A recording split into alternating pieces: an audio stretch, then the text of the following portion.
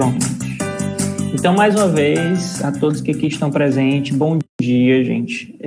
Fico muito feliz que vocês estejam tirando esse momento, né, das férias de vocês para poder participar dessa oportunidade que a gente está construindo junto, né, como comunidade escolar, de reforçar um pouco a discussão, o ensino e a prática do Enem, né, já que vocês estão nesse momento tão importante aí que vai ser esse ano já, né? Agora o Enem já tem data marcada e isso é muito importante, porque ajuda a gente a ter uma clareza maior de como é que vai funcionar o nosso ano letivo. Eu acho que muita gente estava apreensiva, né, quanto a isso, mas agora deu certo, o Enem já tem as datas marcadas, que para quem ainda não lembra, né, para quem não memorizou ainda, vão ser nos dias 21 e 28 de novembro.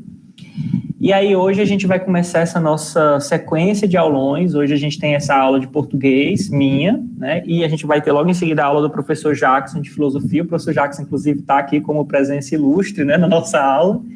E seja bem-vindo, tá, Jackson? E aí, a gente não tem essa clareza, sabe, Giovanni, se vai ser adiado. Eu acredito que não vá, não, porque quando se divulga, né, uma data oficial, aí já fica muito mais difícil você desfazer esse negócio, até porque a gente sabe que para realização do Enem é uma engenharia muito complicada, né? Tem que ser tudo muito bem planejado, porque senão podem acontecer problemas como vazamento de prova, né? As pessoas verem as provas antes e aí acaba tendo cria-se um grande problema. Então, eu acredito que vão ser nessas datas mesmo, tá? E aí, gente, eu queria começar a nossa aula, antes da gente entrar propriamente no que eu separei para a gente trabalhar hoje, explicando a vocês, né, por que a gente tem, né, alguns de vocês já me conhecem como professor de inglês, a maioria de vocês, eu acredito que me conheçam como professor de inglês, alguns me conhecem também como professor de núcleo, mas eu estou aqui na nossa aula de hoje como professor de língua portuguesa, né, vocês sabem que eu fui professor de língua portuguesa da escola durante todo o ano de 2020 e o início do ano de 2021, e a gente ficou com português por duas razões. A primeira delas é que vocês têm aí, quando vão fazer a inscrição de vocês no Enem, duas opções, né, de língua estrangeira, o inglês e o espanhol. E a gente tem percebido por parte dos alunos de terceiro ano uma inclinação maior a fazer a prova em espanhol.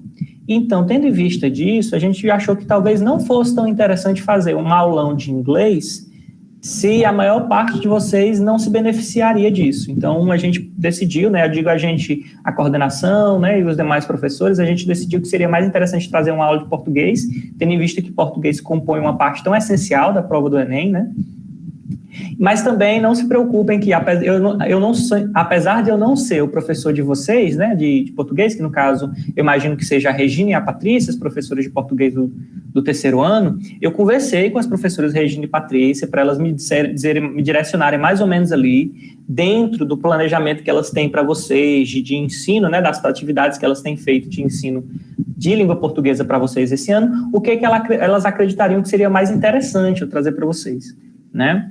E aí elas me deram sugestões de 2 temas especiais que elas afirmaram que são temas que vocês já tiveram a oportunidade de estudar em outras séries, mas que é sempre bom, né?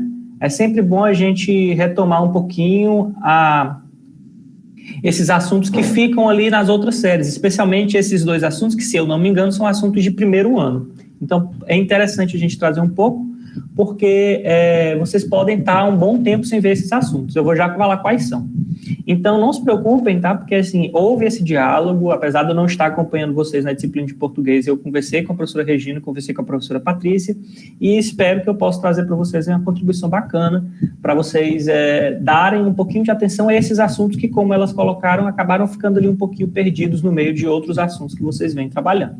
E quais são esses assuntos, gente? Então, a gente combinou, né, eu, a professora Regina e a Patrícia combinamos de trazer 2 temas, que vão ser exatamente um tema para essa nossa aula de agora e o outro tema para a aula de quinta-feira que vem, né? A gente só vai ter nossa aula de português agora na próxima quinta-feira, e são os assuntos de funções da linguagem e variações linguísticas, né? Os 2 assuntos, se eu não me engano, são assuntos de primeiro ano, mas, como vocês sabem, o terceiro ano também traz essas discussões todas, tá? E como é que vai funcionar essa nossa aula de hoje, galera? Eu vou fazer rapidamente assim, uma abreviação de como é que funciona a questão da função da linguagem. Seja bem-vindo, Luiz. para ver se vocês ainda lembram mais ou menos do assunto, e aí a gente vai passar para o que seria a parte essencial da nossa aula, que são exatamente resoluções. A gente vai fazer a resolução de algumas questões das provas dos Enems, né, das provas do Enem passadas, que estão ali mais ou menos de 2009 a 2017. Então, a gente tem um arranjo bem grande, né, a gente tem aí um lapso bem grande, assim, de tempo, né, a gente tem várias edições da prova, pelo menos aí 8 edições, né, acho que é isso, 8 edições, de 2009 a 2017, e aí hoje a gente vai se concentrar nos assuntos relativos à função da linguagem. Eu espero que dê certo para a gente fazer assim. Vou fazer a leitura das questões, vou fazer a leitura das alternativas para vocês, e aí dando um tempinho para a gente pensar um pouco como responder, a gente responde, e aí a gente pode ir corrigindo as questões exatamente para entender por que a opção é uma e não outra, porque isso é uma questão fundamental de trabalhar questões do Enem na escola. Muitas vezes a gente faz a prova do Enem ali, né, a prova de múltipla escolha, e aí, não sei o que, eu acho que eu vou marcar esse daqui. A gente marca uma alternativa lá, a alternativa está correta, ou às vezes não está correta, e fica por isso mesmo. A gente não vai atrás de saber o porquê daquela alternativa estar ou não estar correta. E aí isso pode ser um problema, né, gente? Porque no interior da escola, que nesse momento, né, no momento de aula mesmo, a gente tem que reforçar o tema que está sendo discutido, né, o assunto que a gente está discutindo, a partir disso, a partir dessa compreensão de qual é o raciocínio que a questão está propondo para a gente. Né? Porque, assim, às vezes a gente pode até acertar, mas a gente acerta entre aspas aqui, né? A gente acerta pela razão errada. A gente acerta ou porque deu um chute, ou então porque, não, eu imaginei que fosse isso aqui, e o seu raciocínio acabou te levando para a questão correta. Mas o raciocínio em si não era exatamente o raciocínio que te daria certeza daquela alternativa. Então, para que a gente possa reforçar isso também, a gente vai fazendo a questão, e à medida que a gente for fazendo as questões, a gente já vai corrigindo ela para tentar ver o que é que explica a alternativa ser aquela que a gente está marcando. Tudo bem, gente? Até aqui tudo bem? Se alguém gosta de fazer alguma intervenção, alguém gosta de fazer alguma pergunta?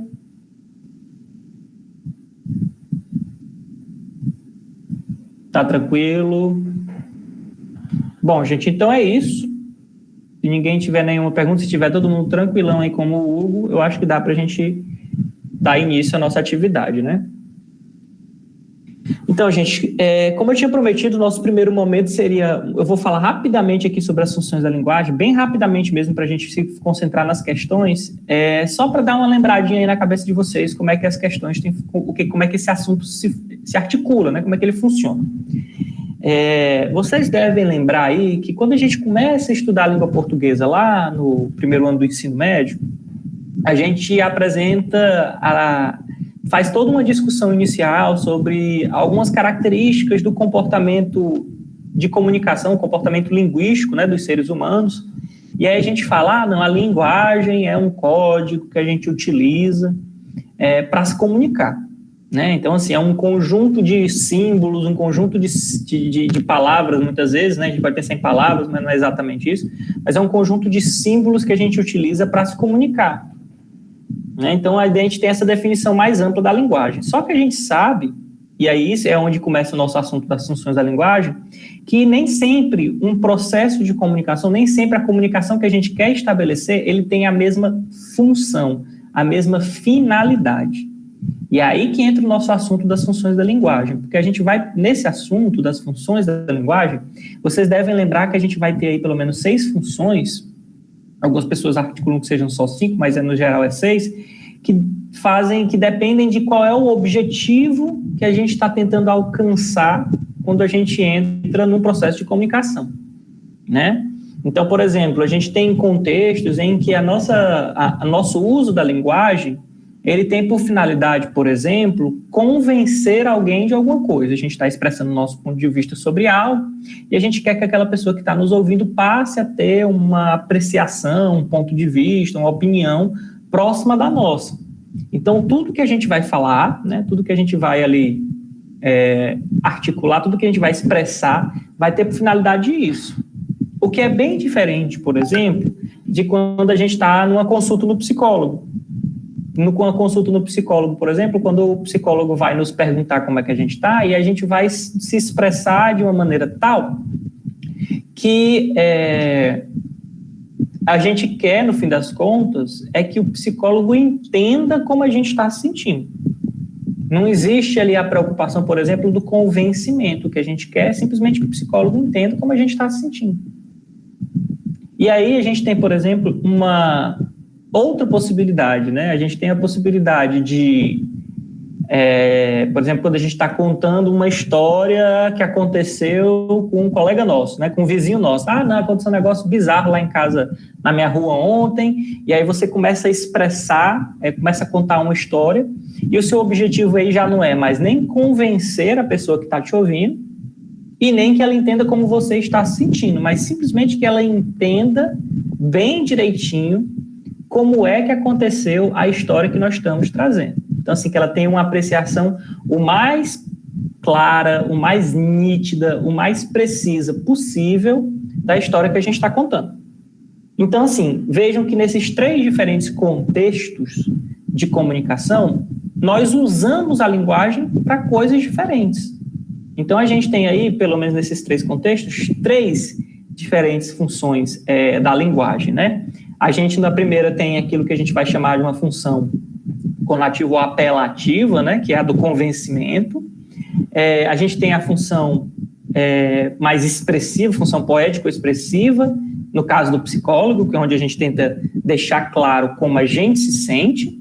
E, por fim, a gente tem uma perspectiva, a terceira função, é uma mais objetiva, é uma mais de explicação de como a gente está, essa perspectiva mesmo, é objetiva, referencial, que a gente chama, né, uma função referencial, porque o que importa aqui é que a pessoa entenda o referente, o assunto sobre o qual eu estou falando, que é a história do que aconteceu lá com o meu vizinho. A gente tem outras 3 funções, mas eu acredito que seja mais interessante, desculpa, gente, seja mais interessante a gente ver isso em contexto, nas questões. Então, até aqui tudo bem, gente? Está clara essa introduçãozinha sobre o que é função de linguagem, tal como eu estou trazendo para vocês? Tem alguma outra coisa que vocês gostariam de trabalhar? Assim, que não tenha ficado talvez muito claro, que vocês gostariam de apresentar o questionamento? Se tiver aí, vocês colocam para mim, por favor. Eu estou aqui de olho no chat. Estou vendo aqui o Pedro, o Luiz Felipe, estão todos colocando aí que está tudo ok. Então, eu vou passar aqui adiante, gente. Eu vou começar agora um compartilhamento de tela, tá? Que vai ser exatamente desse documento que eu falei para vocês, que é essas questões do Enem. Então, vocês me deem só um minutinho aqui, só para eu ajeitar isso aqui, só um minuto. Deixa eu ver se vai dar certo.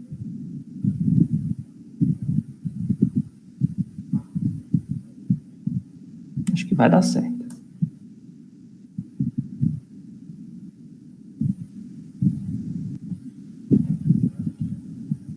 Peraí, que eu tenho só que ajeitar um negócio aqui, gente. Pronto, estão vendo aí, né? Eu vou aumentar um pouquinho, não se preocupem não, que eu acho que tá meio curto aqui, meio pequeno. Deixa eu ver se eu aumento aqui. Aqui sim. Dá para vocês acompanharem aqui, gente?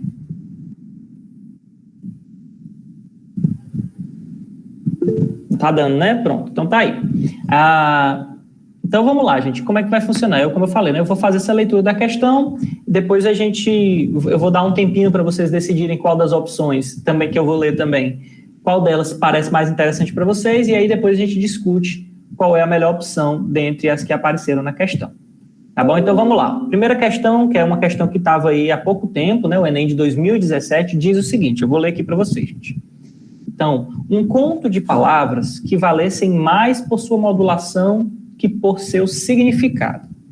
Um conto abstrato e concreto com uma composição tocada por um grupo instrumental. Límpido e obscuro, espiral azul num campo de narcisos de fronte a uma torre, a descortinar um lago assombrado, em que o atirar uma pedra espraia a água em lentos círculos, sobre os quais nada um peixe turvo, que é visto por ninguém, e, no entanto, existe como algas do oceano. Um conto rastro de uma lesma também é vento do universo, qual a luz de um quasar a bilhões de anos-luz. Um conto em que os vocábulos são como notas indeterminadas numa pauta, que é como bater suave e espaçado de um sino propagando-se nos corredores de um mosteiro. Um conto noturno, com a fulguração de um sonho que, quanto mais se quer, mais se perde. É preciso resistir à tentação das proparoxítonas e do sentido. A vida é uma peça pregada cujo maior mistério é um nada. O nome desse texto aí é um conto abstrato, né? Eu, se não estiver enganado, o autor é o Sérgio Santana, tá, gente?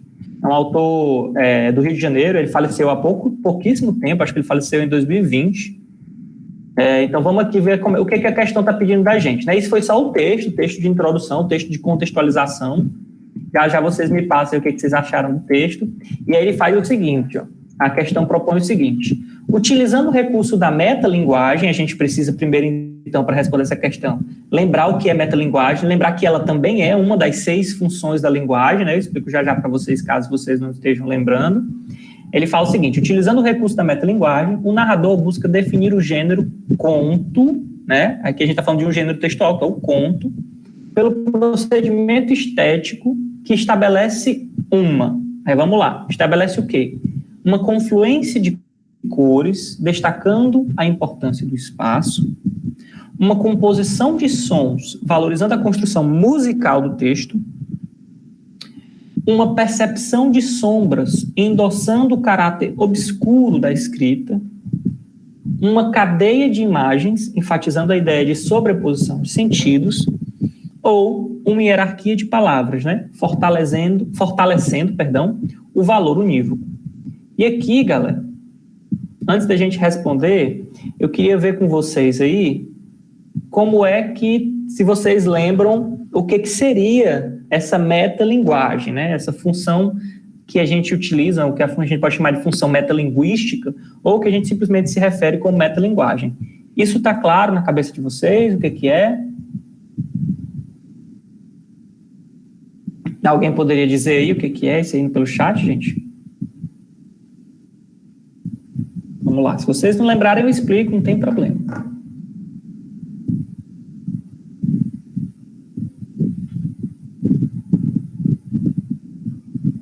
Tá, tô vendo aqui que a Ana, a Carol Costa, né, o Hugo e a Giovânia não estão lembrando muito bem. Então, gente, vamos lá.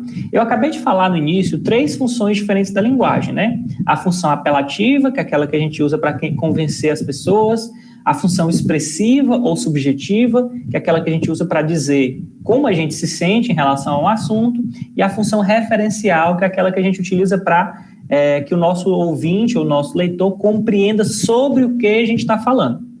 Essa função referencial, por exemplo, é muito utilizada em aulas. Vocês vão ver já a linguagem sendo utilizada nesse contexto quando o professor Jackson for dar aula de filosofia dele, porque ele vai falar no objetivo de que vocês entendam aquilo que ele está falando.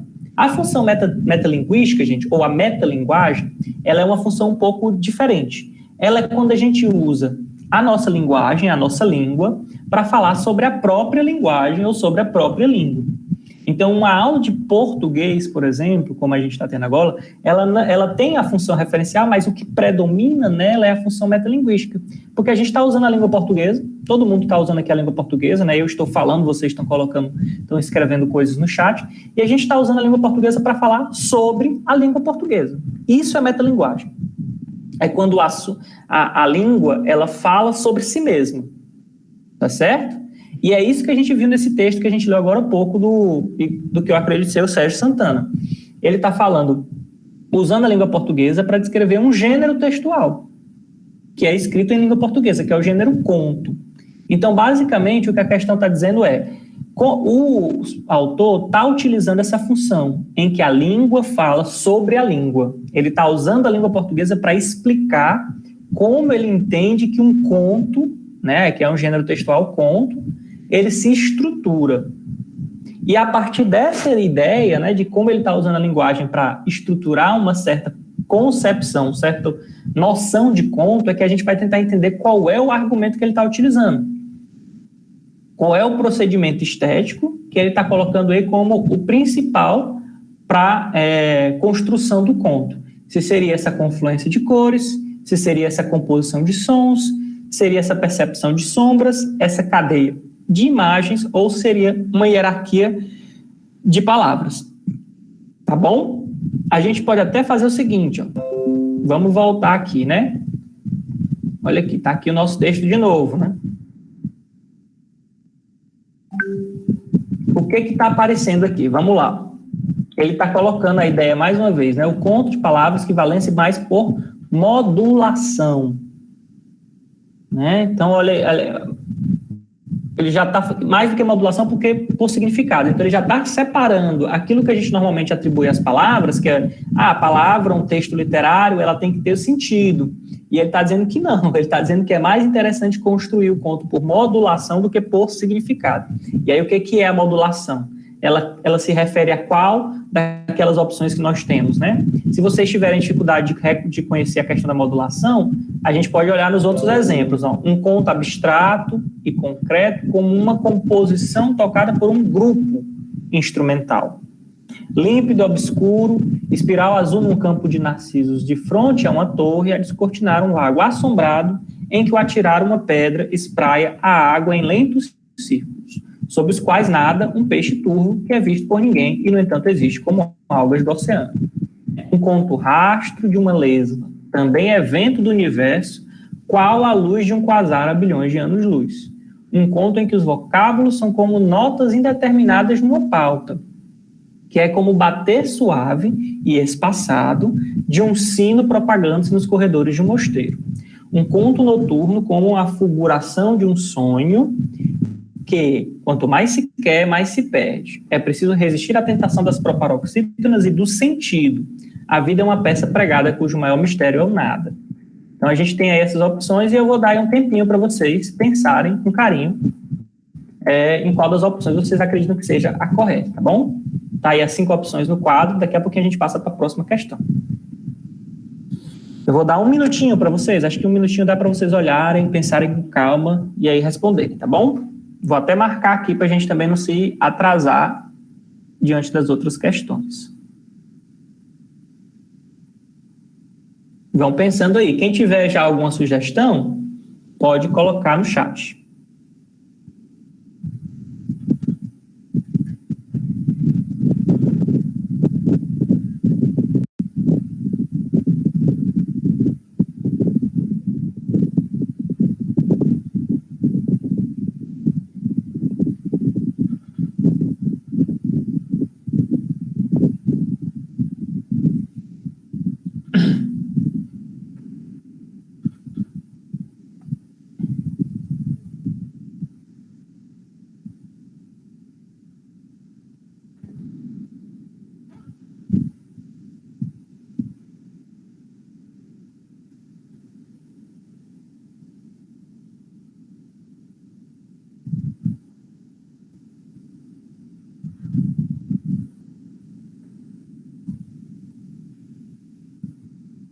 E aí, gente, nada?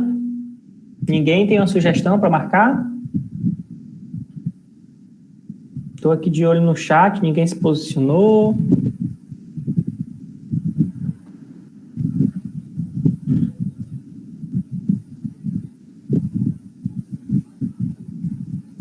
Vamos ver, então, aqui qual é a nossa questão, né?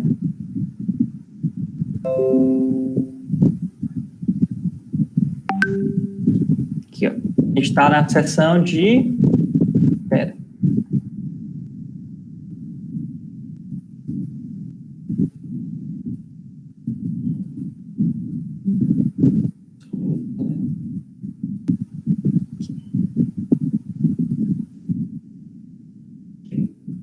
Nossa primeira questão, né? Teorias da comunicação e linguagem, função da linguagem, a resposta vai ser a letra D, gente.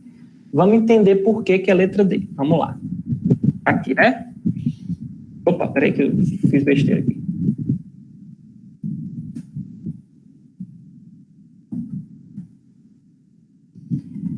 Cadeia de imagens enfatizando a ideia de sobreposição de sentidos.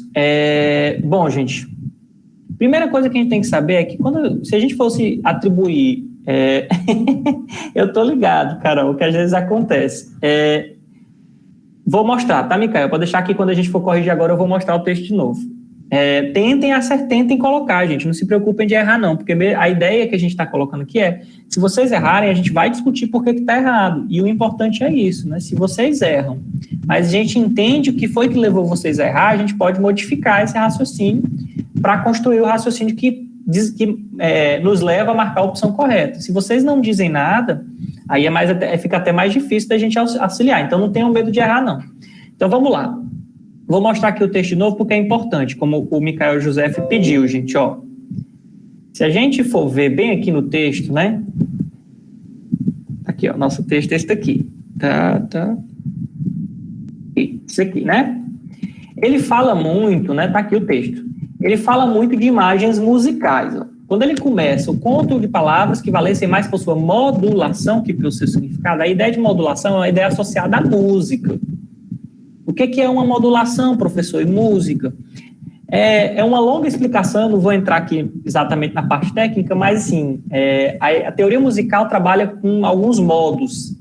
E, às vezes, esse modo, ele tem uma certa estrutura que não muda, mas as notas que eu coloco naquela estrutura mudam. Então, é como se fosse uma modulação, quando eu vario, quando eu mudo alguma coisa, sem mudar completamente tudo. É exatamente uma ideia de uma variação mais do que de uma transformação. É uma coisa que parece, mas não é igual a outra. Isso é que é modulação, tá bom? Então, assim, é uma imagem associada à música. E logo em seguida ele continua, né? Ó, um conto abstrato e concreto como uma composição tocada por um grupo instrumental. Olha aí, mais uma imagem de música.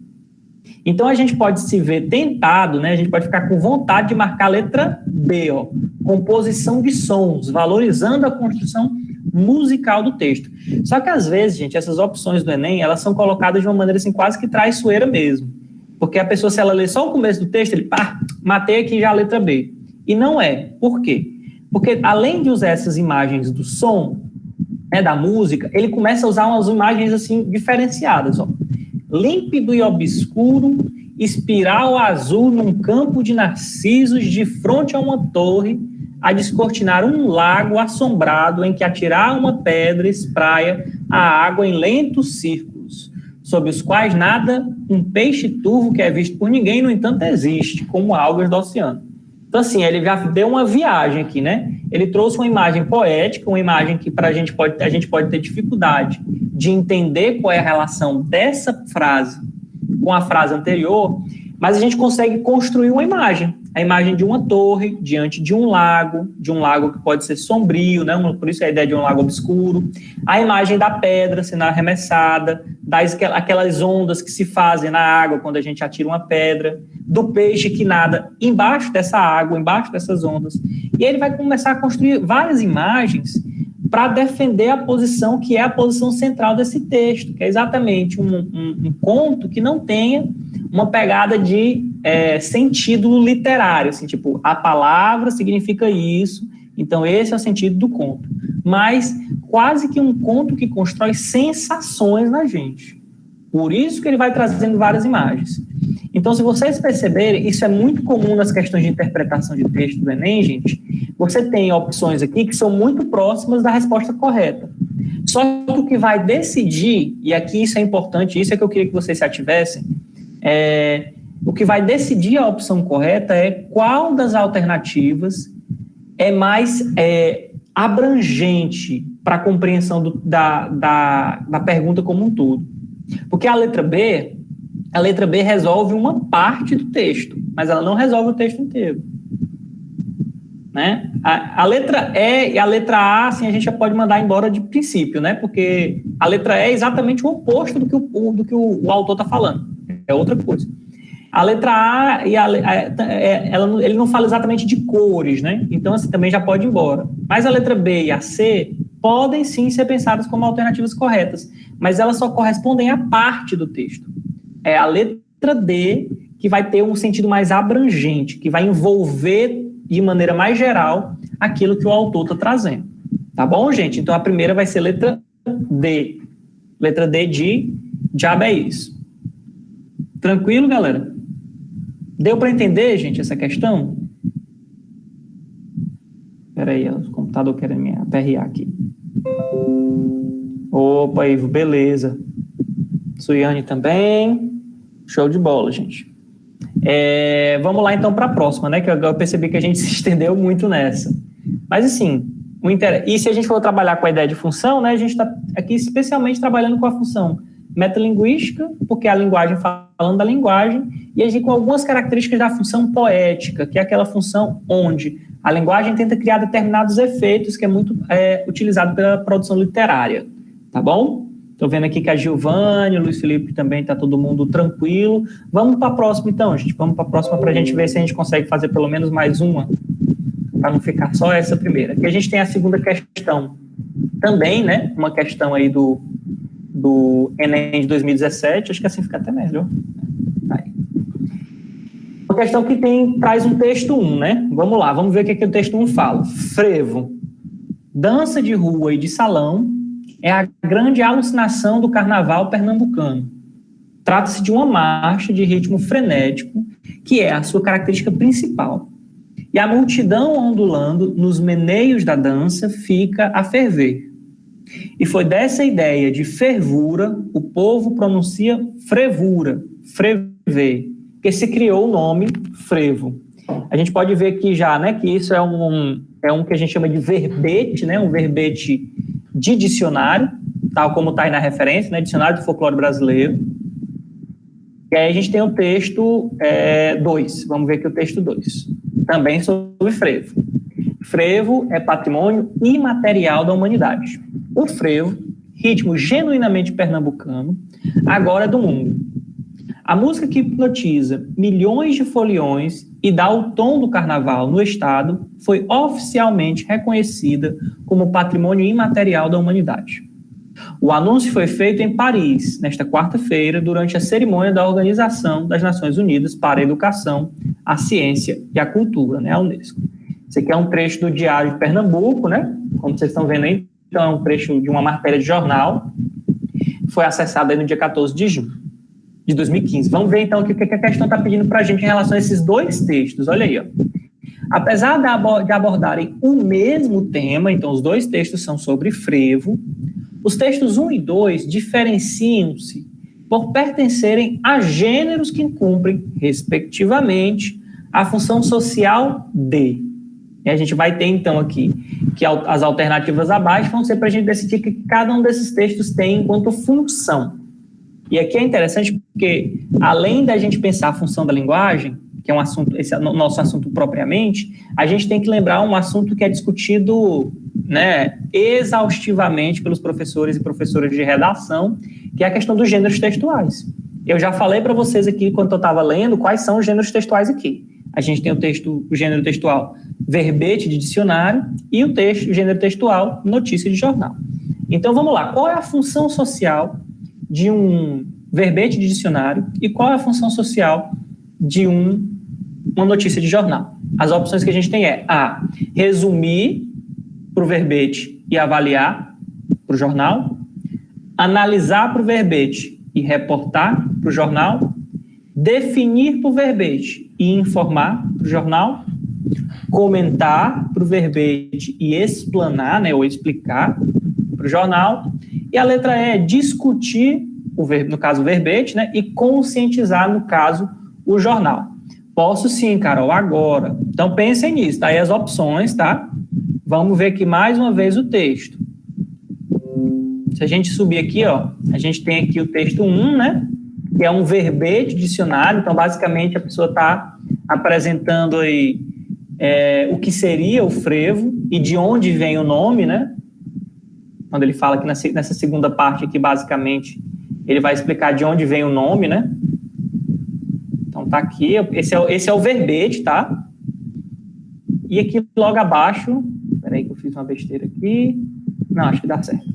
E o segundo texto é um trecho de uma notícia de jornal que fala desse reconhecimento por parte da Unesco do frevo como patrimônio material da humanidade. Então, como um bem que a gente não tem como ver, né, não tem como tocar, a gente só vê a manifestação do frevo, por isso que é imaterial, mas um bem que pertence a toda a humanidade.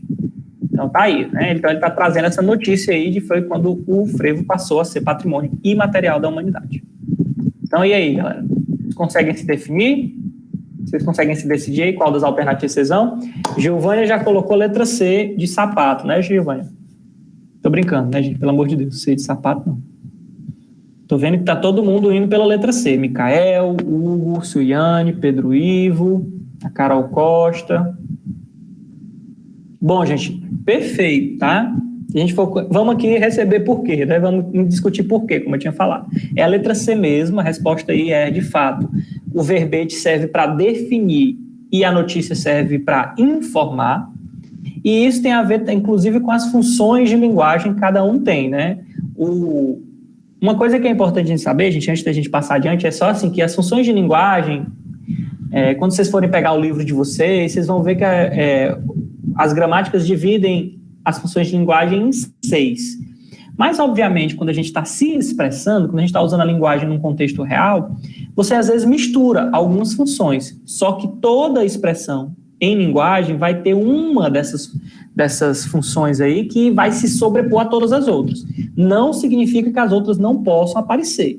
Então, por exemplo, vamos lá, qual é a função? Vocês acabaram de me dizer que a função do verbete é definir, exatamente. Ele traz para a gente uma definição do que é uma coisa. Se eu for procurar o que é frevo no dicionário, o que eu quero saber é o que as pessoas entendem por frevo. E aí, nisso, a gente tem tanto uma função referencial, porque é isso que eu quero que as pessoas entendam do que eu estou falando, né? O mais importante aí é o assunto, o tema sobre o qual eu estou falando, como também tem uma função metalinguística, porque o que eu estou tentando fazer é fechar um significado para uma palavra, para que as pessoas possam compreender o que significa aquela palavra em língua portuguesa. Então, a gente tem, ao mesmo tempo, uma função referencial e uma função metalinguística, por isso que a ideia de definição. O jornal já é mais tranquilo, porque o jornal está aí para informar, como vocês fizeram. Então, o que é mais importante, acima de tudo, no jornal é, de fato, o tema, aquilo sobre o que eu estou falando. Então, é muito claro para a gente que a função referencial é a função mais importante. Tudo bem, galera? Tranquilo, então. Essa aí foi bem mais fácil até, né? Acho que a gente ainda tem 5 minutinhos para dar 9h50, então acho que dá para a gente fazer mais uma, né? Vamos fazer mais uma? E aí eu vou pegar aqui com o Thiago a nossa folha de frequência, porque ele disse que ia ter uma folha de frequência, e aí eu já vou liberar vocês, para vocês puderem pegar a aula do Jackson, né? Afinal de contas, a gente tem 2 aulas hoje. Vamos lá, então. Terceira questão, vamos para a terceira questão. Tá aqui. Terceira questão também, olha aí, também a gente está com sorte no Enem de 2017. Mais uma questão do Enem de 2017. A questão traz um texto chamado Doutor dos Sentimentos. Vamos lá, então, diz o seguinte. Veja quem é e o que pensa o português Antônio Damasio, um dos maiores nomes da neurociência atual, sempre em busca de desvendar os mistérios do cérebro, das emoções e da consciência.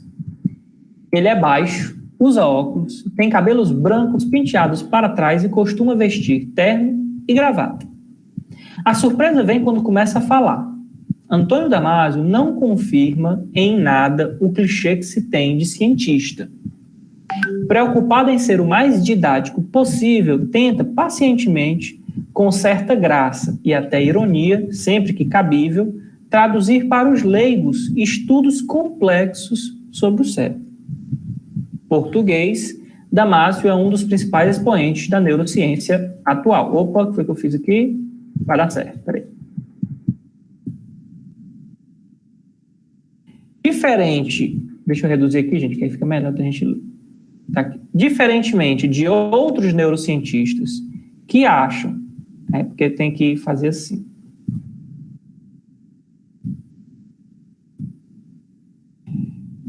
E acham que apenas a ciência tem respostas à compreensão da mente, Damasio considera que muitas ideias não provêm necessariamente daí. Para ele, um substrato imprescindível para entender a mente, a consciência, os sentimentos e as emoções advém da vida intuitiva, artística e intelectual. fora dos meios científicos, o nome de Damásio começou a ser celebrado na década de 1990, quando lançou seu primeiro livro, uma obra que fala de emoção, razão e do cérebro humano, né? Esse texto aí foi publicado na revista Planeta, isso lá por volta de 2014. Então vamos ver o que a questão pede da gente. Na organização do texto, desse texto que a gente acabou de ler, a sequência que atende à função sociocomunicativa de apresentar objetivamente o cientista Antônio Damásio é... Aí ele vai dar as opções. Vejam, essa questão é a questão quase que mais básica do assunto funções de linguagem, porque basicamente o que ele está perguntando é qual é a função de linguagem predominante desse texto. E aí, por isso que ele vai trazer os nomes aí e vai trazer uma pequena definição de cada uma delas para ajudar vocês a relembrarem, caso não estejam lembrando. Então, vamos lá. E ele já disse, a função central do texto é apresentar objetivamente o cientista Antônio Damásio. Então, ele está falando, a função seria descritiva, porque ela delineia um perfil do professor Antônio Damásio? Será que ela seria injuntiva, porque faz um convite à leitura de sua obra? Ela seria argumentativa, pois defende o seu comportamento em comum?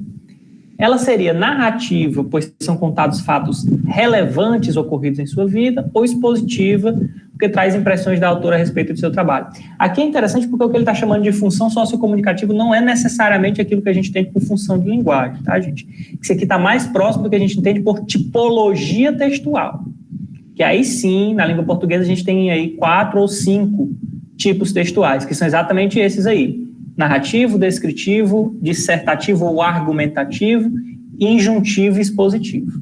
E as definições são todas aí. Então, vocês acreditam que qual é a principal função, gente, desse texto? É delinear o perfil do professor, é convidar vocês à leitura da obra do professor, é defender um comportamento em comum que é apresentado, é narrar, né, a história dele, trazendo fatos relevantes aí, ou então simplesmente apresentar como a autora compreendeu o professor. O que vocês acham? Estou vendo aqui que o Hugo e a Suyane já colocaram letra A, né, a descritiva, porque está ali delineando um perfil do professor. Deixa eu ver se vai acontecer um negócio que eu estou imaginando que vai acontecer. Até agora está todo mundo na letra A. Beleza, gente?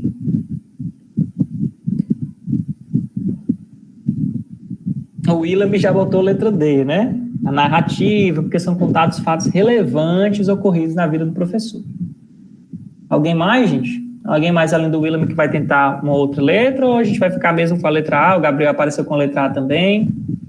Vamos ver aqui rapidão, então, com a resposta para eu já poder liberar vocês, que eu vi que o Thiago já entrou, para a gente fazer as preparações para a aula do professor Jacques. Então, vamos lá, então, aqui, rapidão.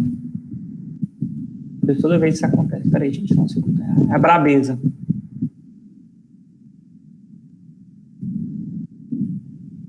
Vamos lá. Aqui.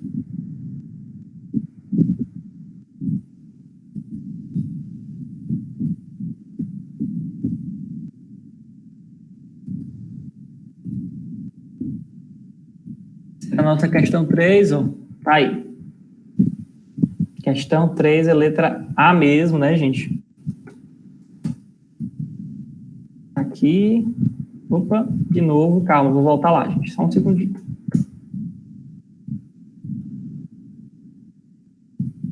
E, né? Então, essa daí foi mais tranquila, porque eu estava só com receio, gente, de alguém ficar em dúvida, uma dúvida que seria compreensível entre a letra A e a letra E, né? Porque a letra A é descritiva exatamente porque ela traz o perfil do professor. A letra E pode parecer também, mas como ela envolve muito mais a questão de como você percebeu, aí é que a gente faz essa diferenciação, né? Pronto, Carol, já vi que você falou que exatamente estava com essa dúvida, né? Pois é, Carol. Qual é a diferença, então, gente, entre um texto de tipologia descritiva e uma tipologia expositiva? É porque o de tipologia descritiva vai tentar manter o que a gente entende como objetividade. Então, ele vai tentar influenciar, ou pelo menos é o que se imagina, ele vai tentar influenciar o retrato, o perfil que está sendo construído ali, o mínimo possível. Então, ele vai se ater às características que sejam mais, assim, fáceis da gente averiguar. O expositivo, que é esse que traz as impressões da autora, ele não se concentra exatamente nos traços daquela pessoa, daquele lugar. Ela se concentra em como a pessoa que está escrevendo o texto percebeu esses traços. Então, por exemplo, um diário que você vai falar, eu conheci um diário mesmo, né? Tipo um diário, uma agendinha, né? Que você bota suas memórias, suas impressões, aí você coloca ali, eu conheci um professor novo na escola hoje, ele me pareceu, isso é muito mais expositivo. Agora, o perfil de uma pessoa pública num jornal, ele é mais descritivo, porque quem escreve o texto tem que tentar não influenciar muito no texto, tá bom? Ficou claro, Carol, essa dúvida? Ficou, assim, deu para esclarecer aí para você?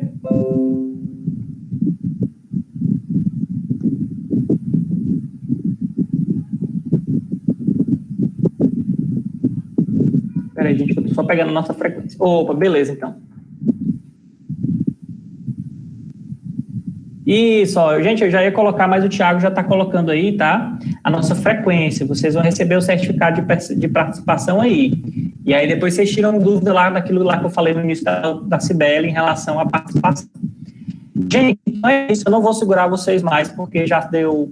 Faltam 5 minutinhos para o Jackson começar a aula dele. Ele vai repassar para vocês um link, né? Para não usar a mesma sala. E aí eu queria agradecer a todos os que... esse é o link da próxima aula, então, já, né? Não, tá botando também. Tá, beleza. Desculpa, gente, tô confundindo aqui, ó. O Thiago botou primeiro o link da frequência e logo abaixo o link da aula do Jackson já. Então, vocês podem acessar, inclusive, direto dessa sala a próxima aula. Então, é isso, gente. Eu queria realmente agradecer. Eu espero que tenha trazido pelo menos alguma clareza, alguma percepção um pouco mais tranquila desse assunto. Se não tiver ficado tão claro assim, depois podem me mandar mensagem pelo Zap, que eu vou procurar ajudar vocês no que for possível, né? E depois comentem com a Regina o que vocês acharam, porque aí depois eu vou conversar com ela para ver se ajudou mesmo, né? Porque o meu propósito aqui é a gente tentar construir juntos essa ponte para vocês aí acessarem o mais breve possível o ensino superior a partir do Enem, tá bom? Desejo uma boa semana para vocês de coração. É porque a gente precisa de muito mais tempo para discutir essas questões, né, Hugo? É verdade. Mas eu realmente estou aqui à disposição de vocês. Vocês sabem que o terceiro ano essa galera do terceiro ano, infelizmente, eu estou mexendo mais convivendo mais com o pessoal do terceiro ano A e B, mas eu estou à disposição também dos demais alunos de terceiro ano que estiverem aqui, tá bom? Terceiro ano C, D, E e F, né? Que eu acho que só vai até o F, se eu não estiver enganado. Mas é isso, gente. Um cheiro. Fiquem bem. Eu vou interromper a gravação agora, tá? Espero que vocês tenham curtido. E, mais uma vez, como eu falei antes,